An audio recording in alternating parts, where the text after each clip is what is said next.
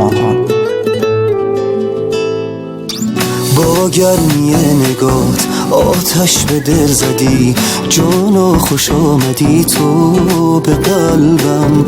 ای یار دل رو با آیم به راه تو، دور نگاه تو من بگردم.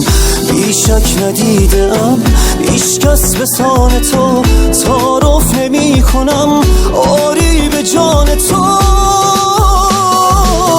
تو که در دل جا خوش کردی ای یار، ببین من به راه تو شدم عاشق و دیوانه ترین.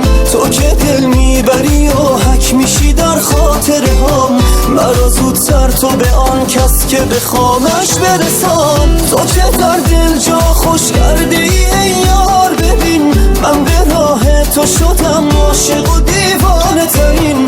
تو که دل میبری و حک میشی در خاطره هم، مرا زودتر تو به آن کس که بخوامش برسان.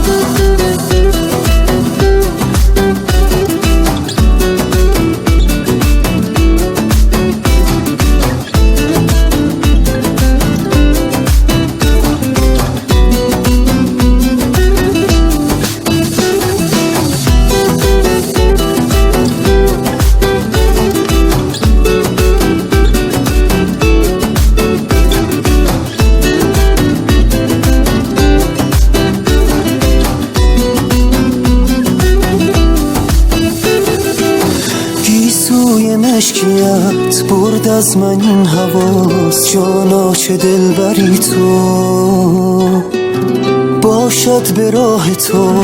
هرچه از آنم است تا از دلم نری تو.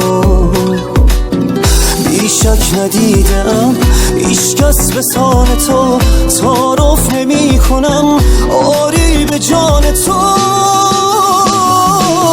تو که در دل جا خوش کردی ای یار، ببین من به راه تو شدم عاشق و دیوانه ترین. تو که دل میبری و حک میشی در خاطره هم، مرا زودتر تو به آن کس که بخوامش برسان. تو که در دل جا خوش کردی ای یار، ببین من به راه تو شدم عاشق و دیوانه ترین. تو که دل میبری و حک میشی در خاطره هم، مرا زودتر تو به آن کس که بخوامش برسان.